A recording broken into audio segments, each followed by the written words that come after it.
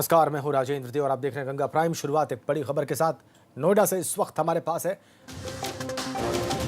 Corona के 31 नए मामले सामने आ गए हैं नोएडा में।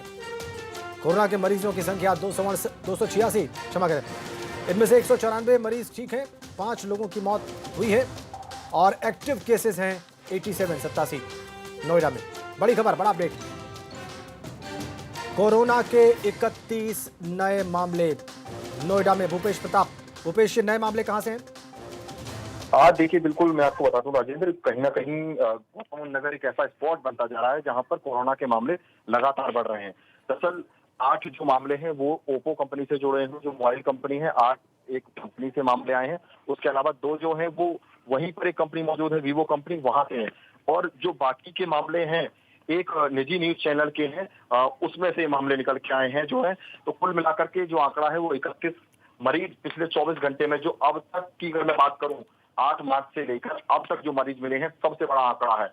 एक बहुत बड़ा आंकड़ा 24 घंटे में मिला है गौतम नगर के लिए। और गौतम नगर में जो टोटल मरीजों का जो आंकड़ा होगा वो 286 का होगा है। कहीं ना कहीं लॉकडाउन 4 आज से स्टार्ट हुआ है और आज से ही मरीजों का जो आंकड़ा है वो इस तरह से बढ़ा है। कहीं ना कहीं प्रशासन और जो गौतम नगर पूरा प्रशासन, उसके लिए कहीं ना कहीं चिंता की जो लकीरें हैं वो बढ़ती हुई अब नजर आ रही है। क्योंकि अब देखना यह है, क्योंकि आज से नई गाइडलाइन शुरू होने वाली थी और हो सकता था कि गौतम नगर को कुछ रियायत मिलती, लेकिन जिस तरह से ये आंकड़ा बढ़ा है अब लगता नहीं है कि गौतम नगर को कुछ रियायतें मिलेंगी। जी भूपेश, तो अब इन जहां पे ये मामले सामने आए हैं जिन दफ्तरों से, वहां पर क्या करने की तैयारी है प्रशासन की?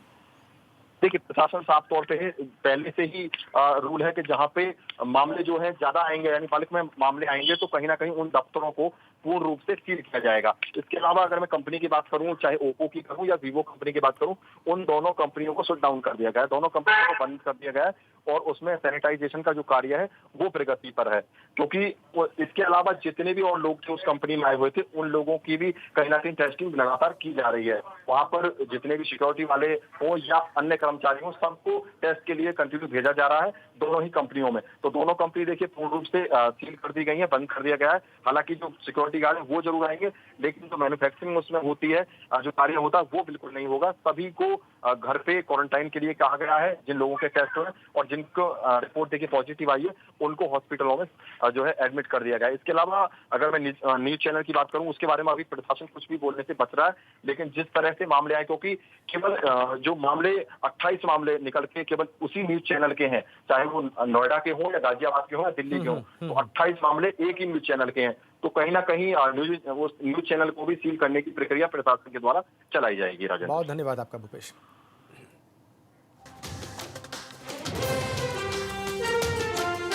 ये तो था नोएडा का हाल। एक और बड़ी खबर आपको दे दें, थोड़ी ही देर में उत्तर प्रदेश सरकार की गाइडलाइंस जारी होंगी लॉकडाउन 4 पर लेकर। लोक भवन में कैबिनेट की बैठक जारी है।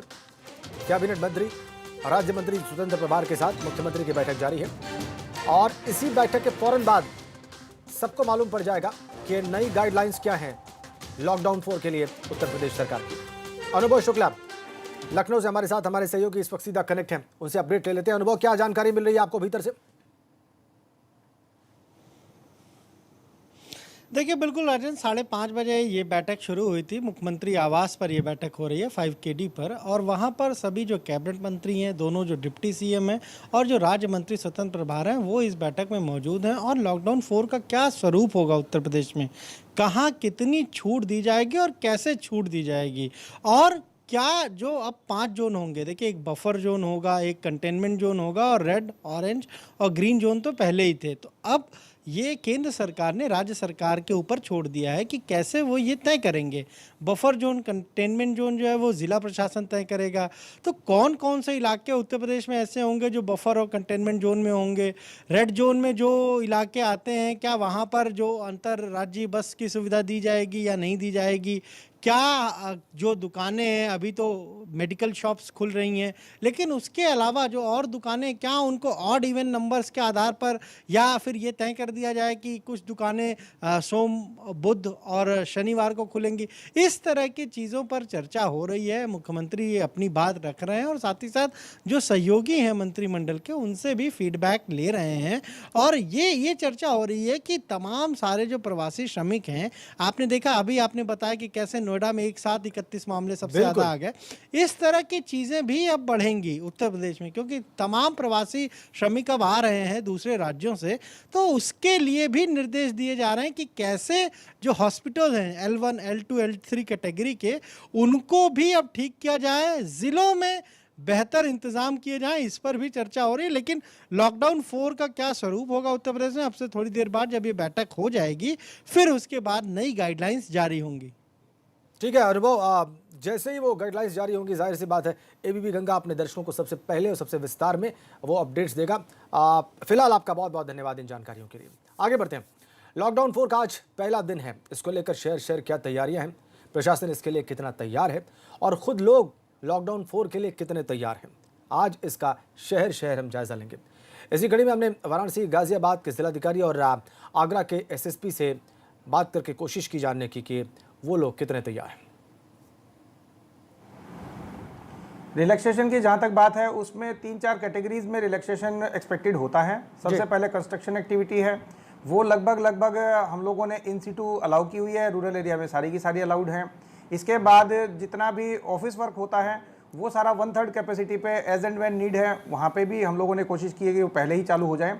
इसके बाद हमारा जो मेन मार्केट एरिया की एक्टिविटी होती हैं, उन एक्टिविटीज़ के लिए रिलैक्सेशन में फ़िलहाल बहुत ही स्ट्रिक्ट प्रोविजंस हैं कि केवल इसेंशियल कमोडिटीज़ की शॉप्स खुल पा रही हैं, और इसके अलावा भी जो बाकी इश्यूज़ होते हैं जैसे मॉल्स के हैं, रिलीजियस प्लेसेस के हैं, उसमें अभी भी भारत सरकार ने क्योंकि स्ट्रिंजेंट प्रोविजंस लगाए हैं तो वो आगे भी कंटिन्यू रहेंगे। इन सारी एक्टिविटीज़ पर लॉकडाउन डिपेंड करता है। अधिकतर इसमें रेस्टलेसनेस होती है वो मार्केट एक्टिविटीज़ को लेके होती है कि हर कोई व्यापारी वर्ग चाहता है कि उनकी एक्टिविटीज़ को खोल दिया जाए।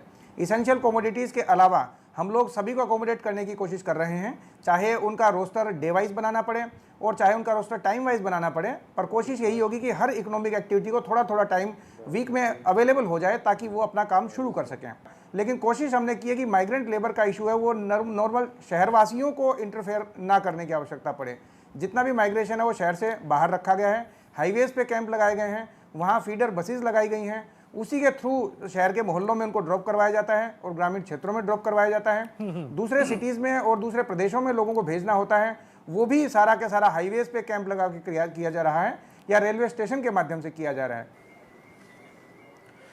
देखिए, जैसे लॉकडाउन 4 आज से प्रारंभ हुआ है और बहुत सारी सर्विसेज, जैसे हमारे यहाँ ऑलरेडी कई इंडस्ट्री जो हमारे ऑरेंज जोन में थी वो प्रारंभ हो गई हैं और उनके लिए जो परमिशंस थी वो भी दे दी गई हैं। जो हमारे पुलिस बल हैं उनकी जुडिशियस डिप्लॉयमेंट जो है वो हम लोगों ने प्लान किया है, और जो हमारे एक्स्ट्रा एसेसरीज़ हैं जैसे कि होम गार्ड्स हैं, जैसे कि हमें पीआरडी के जवान हैं, इन सभी लोगों का उपयोग भी हम लोगों ने अपने लॉकडाउन के इन्फोर्समेंट में कराया है। जी। इन्फोर्समेंट को हम 2 तरीके से करा रहे हैं। पहला है कि अवेयरनेस, अधिक से अधिक हम लोगों ने मोबाइल वैन चलाए हैं, गाड़ियां चलाई हैं, ताकि लोगों को अवेयर कर सकें कि लॉकडाउन क्यों ज़रूरी है, क्यों हमें सोशल डिस्टेंसिंग का पालन करना चाहिए, क्यों हमें घरों के अंदर रहना चाहिए, केवल आकस्मिक स्थिति में हम बाहर निकलें।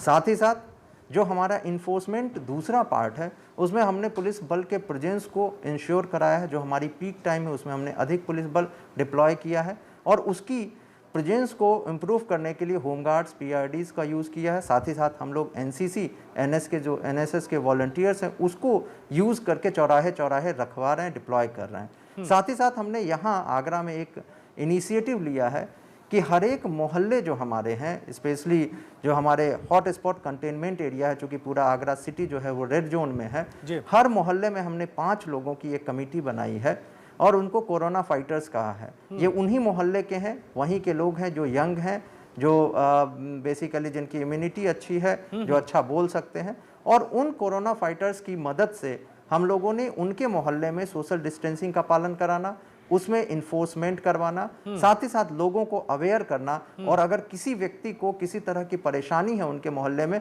वो फीडबैक भी लाकर पुलिस और प्रशासन को देना। तो ये कोरोना फाइटर्स जो हमारे हर मोहल्ले में 5-5 बनाए गए हैं, ये करीब 1600 से 2000 के आसपास जो है पूरे शहर और ज़िले में है, इनका हमें बहुत फ़ायदा मिला है। और एबीपी गंगा संवाददाता विपिन तोमर ने गाजियाबाद के जिलाधिकारी से बात कर प्रशासन की तैयारियों और मजदूरों को सही सलामत उनके घरों तक पहुंचाने को लेकर बात की। आइए सुनते हैं उन्होंने क्या कहा। नगर रामलीला मैदान के बाद इस वक्त हम मौजूद हैं कवि नगर रामलीला मैदान पे। आप देख सकते हैं भीड़ यहाँ भी है, तपती दोपहरी में लोग यहाँ खड़े हुए हैं। यहाँ से दरअसल जो उत्तर प्रदेश के पूर्वी इलाकों में जाएंगे वहाँ के लोग हैं। इस वक्त हमारे साथ एक्सक्लूसिव बात करने के लिए मौजूद हैं गाजियाबाद के जिलाधिकारी अजय पांडे सर। हम घंटाघर रामलीला मैदान गए थे, काफ़ी भीड़ थी वहाँ, सोशल डिस्टेंसिंग का भी उल्लंघन हो रहा था। आखिर ऐसा क्यों हो रहा है सर? ये मैं आपकी बात से सहमत नहीं हूँ। आप इस भीड़ को संज्ञा मत दीजिए। आज आपको मैं बता रहा हूँ, आज 6 ट्रेनें यहाँ से जानी हैं और ये 6 ट्रेन 9,000 लोगों को यहाँ से कैरी करेंगी। 9,000 लोग अगर कहीं इकट्ठे हैं तो आप उसको भीड़ की संज्ञा देना, उनके साथ न्याय करना नहीं है। वो एक बोनाफाइड पैसेंजर हैं जो यहाँ आए हुए हैं। वो सोशल डिस्टेंसिंग का जितना हो सकता है उसका पालन कर रहे हैं। आप भी देखिए, सबने मास्क पहन रखा है, सबके लिए भोजन की व्यवस्था है, यहाँ पर मेडिकल चेकअप की व्यवस्था है। जो ये पूरी तरह से माननीय मुख्यमंत्री जी के निर्देश हैं कि सबको बहुत सम्मान के साथ, पूरे प्रोटोकॉल के साथ उनके गंतव्य तक पहुँचाया जाए। गाजियाबाद जिला प्रशासन इसके लिए पूरी तरह कटिबद्ध है।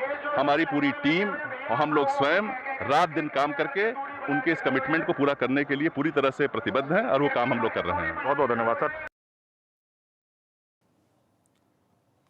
जिलाधिकारी महोदय कह रहे थे कि 9,000 लोगों के एक साथ इकट्ठा होने को भीड़ का नाम न दिया जाए।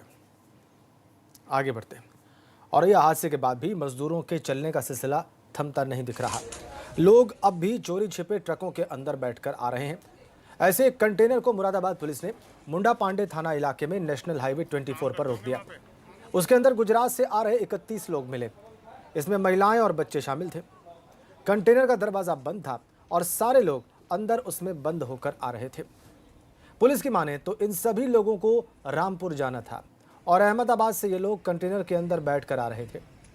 हैरानी की बात यह है कि चारों तरफ से बंद होने के कारण सभी को सांस लेने में भी दिक्कतें ना आए, इसलिए उसे ऊपर से काटा गया था। इससे लोगों का दम न घुटे। फिलहाल पुलिस ने सभी लोगों को शेल्टर होम क्वारंटीन सेंटर में भेज दिया। अहमदाबाद से आ रहे थे गुजरात से रामपुर के लिए। अच्छा, तो फिर ये यहाँ पर गाड़ी रोक ली, बाकी वहाँ से सही निकाला। पुलिस ने भी कहा यहाँ पर आराम से सावधान होकर जाइए। हाँ। कोई ऐसी परेशानी की बात नहीं है अहमदाबाद में। जी। इधर हमीरपुर जिले में लॉकडाउन 4 के पहले दिन ही पुलिस प्रशासन की घोर लापरवाही दिखाई दी। प्रवासी मजदूरों से लदे ट्रकों को पुलिस की गाड़ियां एस्कॉर्ट करके जिले की सीमा पार कराती रही। यह सिलसिला कई घंटों तक जारी रहा। मजदूरों से लदे ट्रकों से आए दिन हो रहे हादसों के बाद भी पुलिस प्रशासन जागने का नाम नहीं ले रहा। इस बीच सैकड़ों ट्रकों के ऊपर तपती धूप में सफर करते प्रवासी मजदूरों की तस्वीरें एबीपी गंगा की टीम के कैमरे में कैद होती गई। हमीरपुर की तस्वीरें आप देखिए।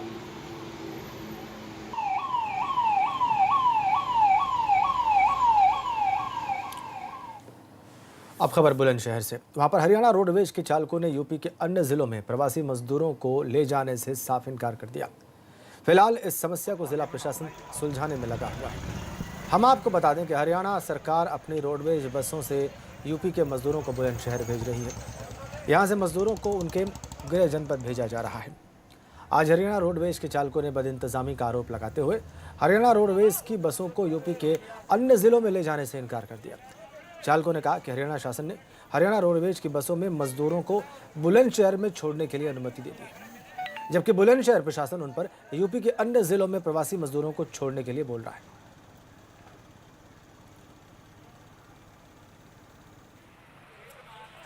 पिछले एक सप्ताह से ये कार्यक्रम चल रहा है। लगभग 100 बसें हरियाणा गवर्नमेंट की आ रही हैं और हम लोग उनको अपने यूपीएसआरटीसी की बस से विभिन्न जनपदों में भेज रहे हैं। आज भी यही कार्यक्रम था, परंतु कल आप देख रहे हैं कि कुछ जनपदों में दिक्कतें होने के कारण बस आज यहाँ कम आ पाई है। तो हम लोग प्राइवेट बसों से इनके भेजने का अरेंजमेंट करवा रहे हैं। जहाँ तक स्वास्थ्य परीक्षण और खाने की बात है, आप देखिए पीछे गाड़ी खड़ी है।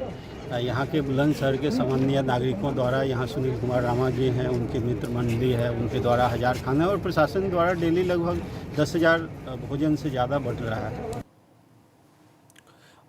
यहाँ पर रुकने एक छोटे से ब्रेक के लिए फौरन वापस लौटते हैं।